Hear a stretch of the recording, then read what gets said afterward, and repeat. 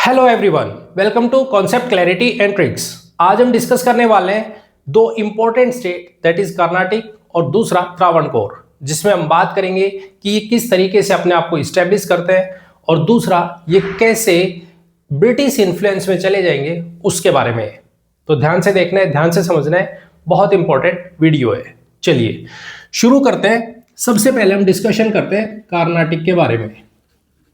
देखो, अगर मैं बात करूं कर्नाटिक रीजन की, तो क्योंकि हम ये जानते हैं ये साउथ में है, ठीक है। अब अगर हम देखें तो मुगल एम्पायर हुआ करता था और मुगल्स में औरंगजेब के बाद में जो हम टाइम पीरियड देखते हैं तो वहां पे ये वीक होते चले जाते हैं इनके रूलर्स, ठीक है। इसके बारे में हम डिस्कशन कर चुके हैं। मुगल्स के कंट्रोल में आती थी टेरिटरी जिसका नाम था हैदराबाद।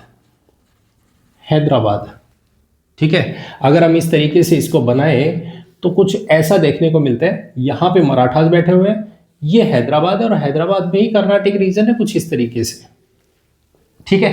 पॉइंट क्लियर है।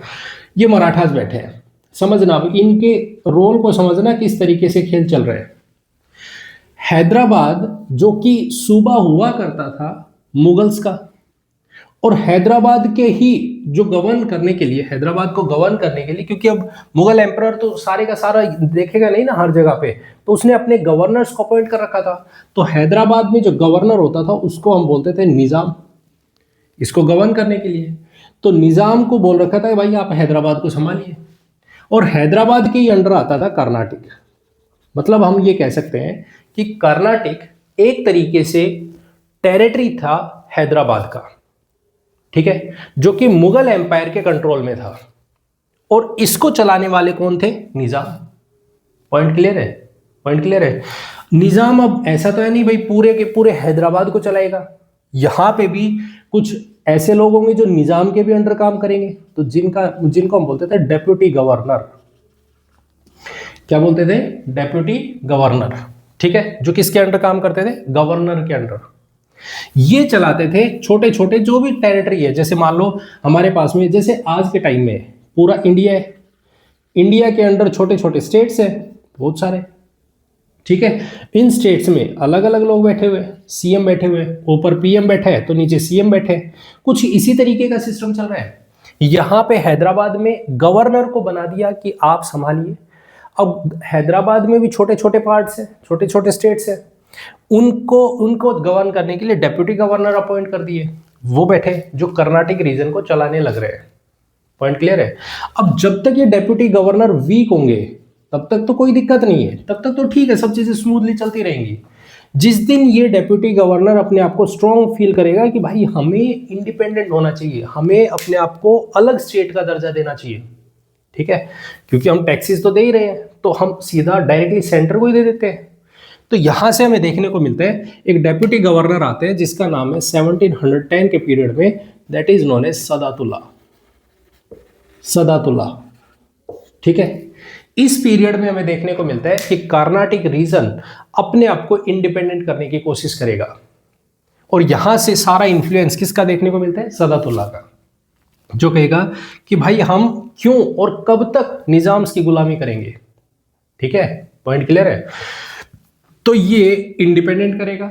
यहां से हम देखते हैं 1710 टू 32 इस पीरियड में रूल करेगा और कर्नाटिक को इंडिपेंडेंट करके अपना एक अलग से टेरिटरी का दर्जा देगा, और वहां पे अपने आप को इस्टेब्लिश किया, रूल किया।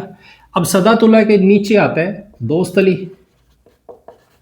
कि भाई अब सदातुल्ला साहब चले गए, चलो अब हम बैठते हैं। अब दोस्त अली आए एज ए रूलर।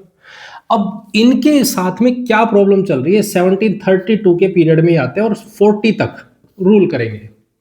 अब ध्यान से सुनना और समझना, दोस्त अली के टाइम में क्या चल रहा है? यहां पे मराठास बैठे हैं। 1710 में क्या चल रहा था? क्योंकि यहां पे इस टाइम में ना तो ब्रिटिशर्स इतने स्ट्रॉन्ग थे, वहां पे पूरा इंफ्लुएंस अभी मुगल एम्परर का हुआ करता था। अब इस टाइम पीरियड में मराठास इतने स्ट्रॉन्ग हो चुके हैं, मराठास हैं वो स्ट्रॉन्ग है, और स्ट्रॉन्ग है तो इनका पूरा इंफ्लुएंस हर जगह पे है।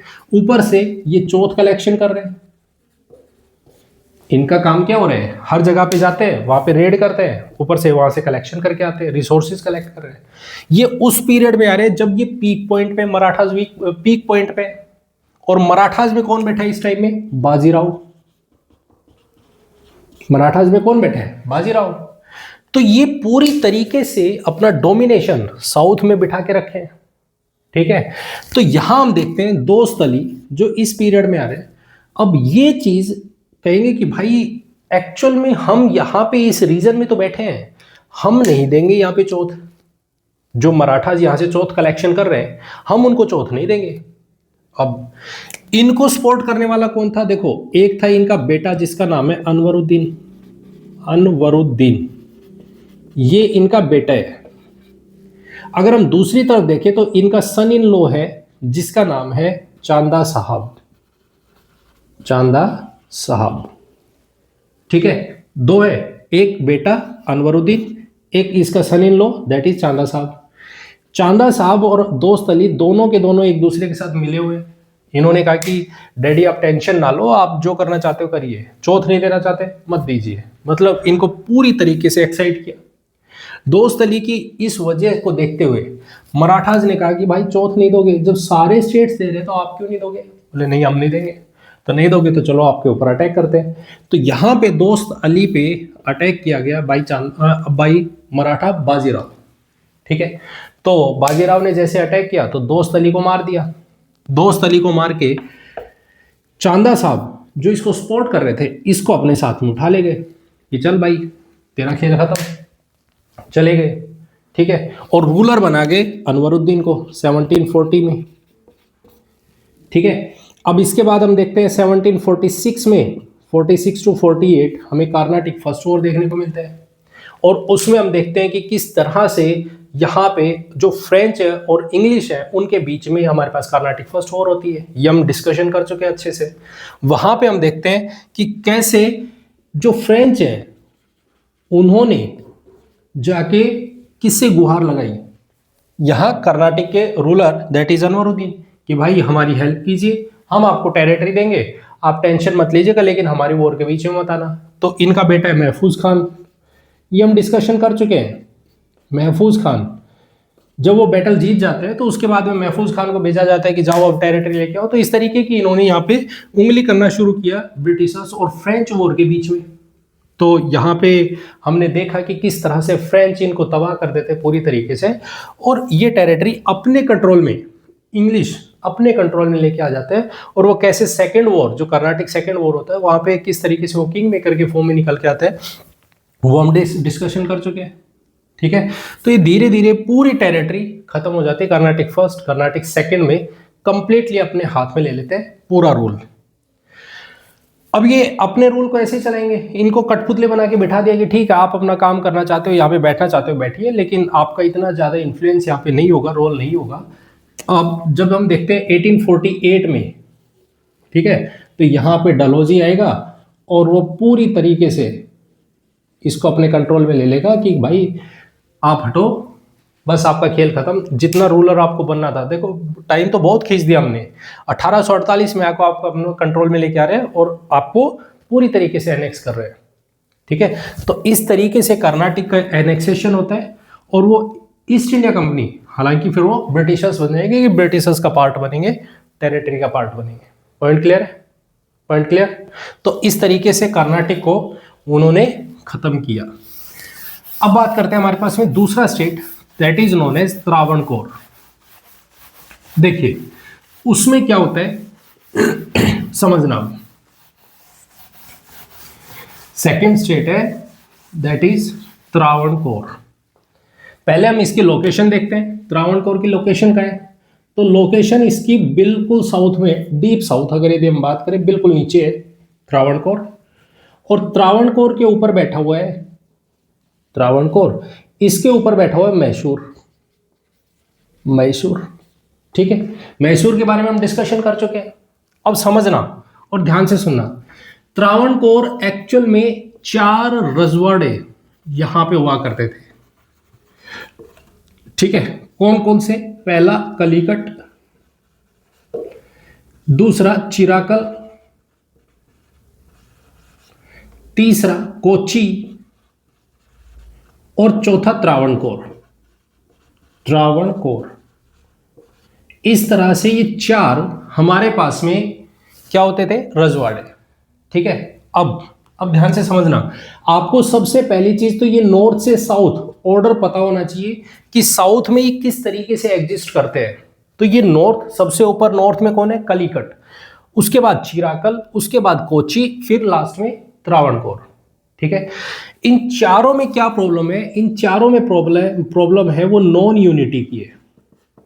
नॉन यूनिटी का मतलब ये चारों के चारों ना अपनी ही अकड़ में बैठे हैं कि मैं बड़ा, मैं अपने हिसाब से काम करूंगा, मैं बड़ा, मैं अपने हिसाब से काम करूंगा। तो चार, एक तरीके से हम ये कह सकते हैं, चार छोटे छोटे टुकड़े यहां पे प्रेजेंट है। अब ये एक तरीके की फॉल्ट लाइन है। जो बाहर का ये देखेगा कि भाई ये तो चार लोग हैं, चारों के चारों आपस में लड़ रहे हैं, एक दूसरे को देख के कोई सा खुश नहीं है, एक साथ में मिलके इनको चलना नहीं आता है, तो डेफिनेट है इस फॉल्ट लाइन को, ये फॉल्ट लाइन फायदा बनेगी या इसका बेनिफिट लिया जाएगा किसके द्वारा, बाहर से आने वाले लोगों के द्वारा। और बाहर से कौन आ रहे हैं, इंग्लिश, वो ब्रिटिशर्स भी आ रहे हैं, वहां पुर्तगीज भी आ रहे हैं, वहां पे डच भी आ रहे हैं। पॉइंट क्लियर है। तो यहां पे शुरुआत में इसका फायदा लिया जाएगा और वो लिया जाएगा पोर्तुगीज के बारे में साथ। पोर्तुगीज, तो पोर्तुगीज यहां पे एक फैक्ट्री लगाते हैं, यहां पे हम देखते हैं फोर्ट बनाते हैं। ठीक है, कलिकट में उन्होंने अपना फोर्ट भी स्टेब्लिश किया। अगर हम बात करें फैक्ट्री की, तो उन्होंने जो सबसे पहली फैक्ट्री लगाई वो उन्होंने कोची में लगाई। ठीक है, तो इस तरीके का हम जब उसमें डिस्कशन करेंगे, जब हम पुर्तगीज के बारे में पढ़ेंगे कि किस तरीके से जो यूरोपियंस है उनकी एंट्री होती है, वो हम वहाँ डिस्कशन करेंगे कि कहाँ पे उन्होंने किस तरह से अपनी फैक्ट्री कहाँ पे इस्टेब्लिशमेंट की और किस तरीके से वो फोर्ट इस्टेब्लिश करते हैं, वो सारी चीज़ें हम वहाँ डिस्कशन करेंगे। ठीक है, अभी फिलहाल के लिए आपको समझना है कि पुर्तगीज यहाँ पे अपना पूरा कंट्रोल बना के बैठे हैं। फिर हम देखते हैं 1663 में, इस पीरियड में डच आते हैं और डच ये चीज देख चुके हैं, फॉल्ट लाइन देख चुके हैं कि भाई इस तरीके का सिस्टम यहाँ पे चल रहा है, पुर्तगीज है वो अपना कंट्रोल बना के बैठे हैं, तो हमें इनको हटाना चाहिए, यहां से रिमूव करना चाहिए, रिप्लेस करना चाहिए। तो डच पुर्तगीज के ऊपर अटैक करते हैं और उन्होंने यहां से हटाया और डच अपने कंट्रोल में लेके आके सारी चीजों को अपने इन्फ्लुएंस में ले आए कि भाई यहाँ पे हमें रूल करना है, हमें गवर्न करना है इनको। ठीक है, इस तरीके का सिस्टम यहां से डच चलाना शुरू करेंगे। एक्चुअल में तो ये चारों बैठे ही हैं, लेकिन वहां पे इन्फ्लुएंस अब ये चला रहे हैं, ये लोग बैठ के अपना अपना पार्ट समझ रहे हैं। क्योंकि सबसे बड़ा रीजन क्या है, इनके बीच में यूनिटी का ना होना। अब ये सारी चीजें कौन देख रहे हैं, एक बंदा निकल के आ रहा है जिसका नाम है मार्तंड वर्मा। मार्तंड वर्मा, इसने क्या देखा, ये 1729 के आसपास इस पीरियड में आएंगे, 20s के पीरियड में आएंगे। इन्होंने देखा कि भाई देखो, हम हैं जो रियल लोग हैं, हम हैं जो यहाँ के लोकल लोग हैं, हमारा इन्फ्लुएंस होना चाहिए, जबकि यहाँ पे डिसीजन जो मेन पावर बन के बैठे हैं वो बैठे ये लोग यूरोपियंस बन के बैठे हैं। और उसके पीछे रीजन क्या है कि जहां पे हमने इनको इतनी छूट दे रखी है, उसके पीछे रीजन है ये नॉन यूनिटी। तो हमें कुछ ऐसा करना पड़ेगा जिसकी वजह से हमारा खुद का इन्फ्लुएंस हो, हम खुद यहां पे अपने आप को स्टैब्लिश कर पाए। उसके लिए इसने क्या किया, लोगों को इकट्ठा करना शुरू किया कि भाई देखो, आप एक्चुअल में जो लोग हो, क्योंकि आप यहाँ के लोकल हो, आपके ऊपर कोई बाहर का बंदा आके अपना इन्फ्लुएंस नहीं बना सकता है।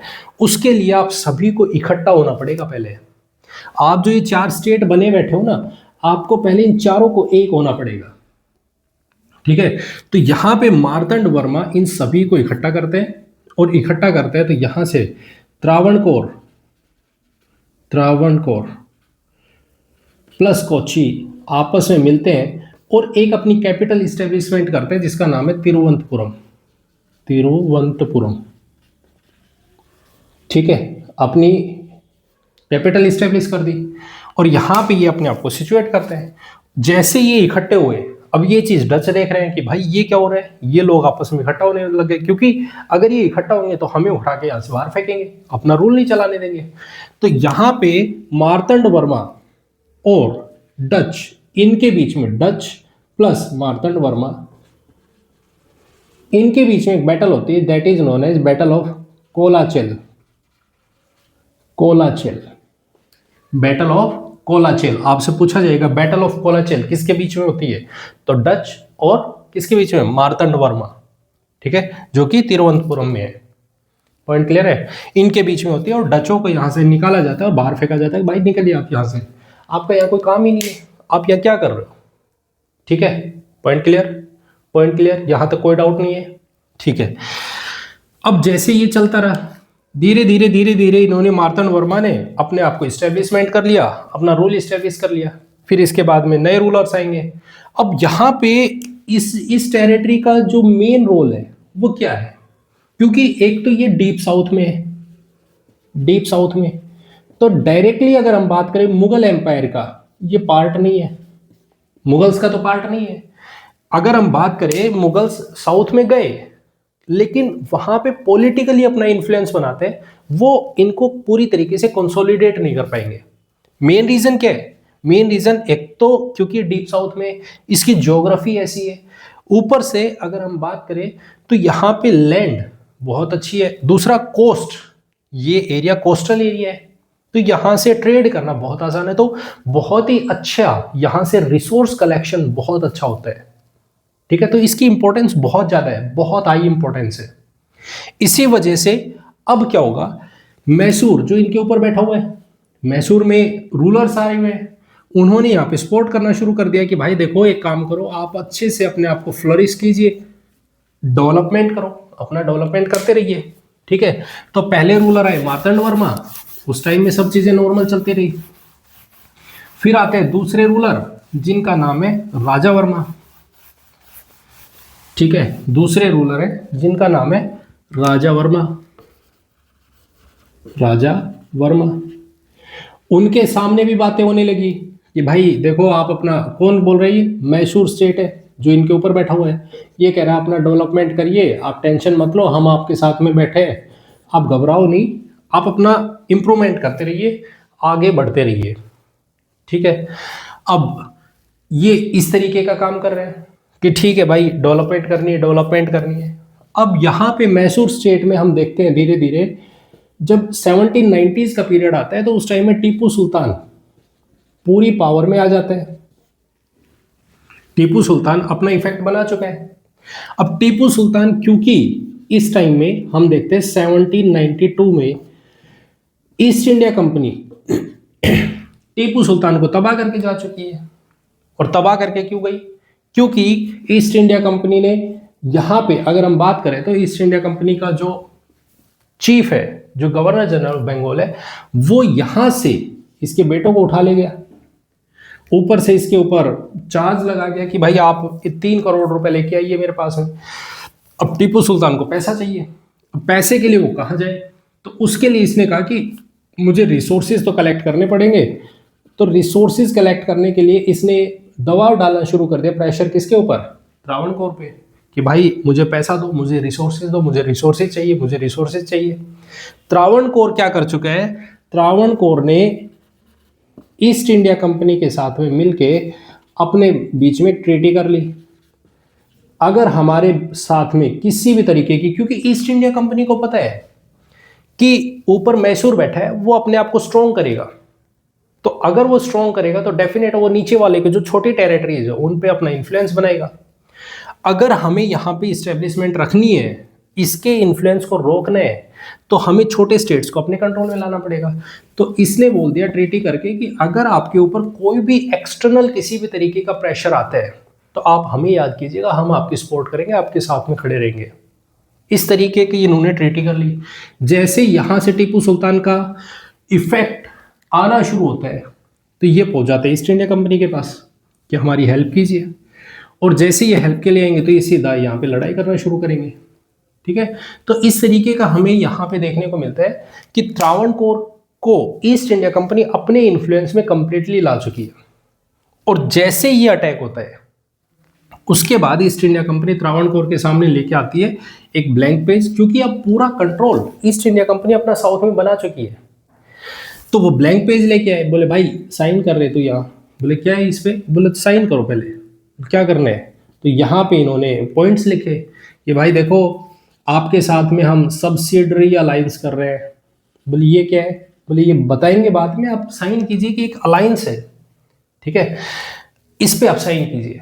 तो यहाँ पे एक सब्सिडरी अलायंस किया गया और सब्सिडरी अलायंस के नाम पे शुरू में ही इनको बोल दिया कि आप हमें 3 लाख रुपए रंगदारी के नाम पे एज ए वसूली हमें दीजिए।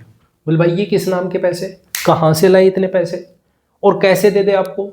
तो इसी बात को लेके यहाँ पे 1806 में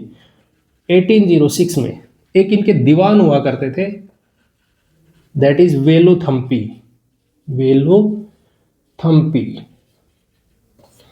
इन्होंने इस बात का ऑब्जेक्शन किया कि भाई ये रुपए जा कहाँ रहे हैं और किस बेसिस पे हम आपको दे रहे हैं, क्यों दे रहे हैं आपको।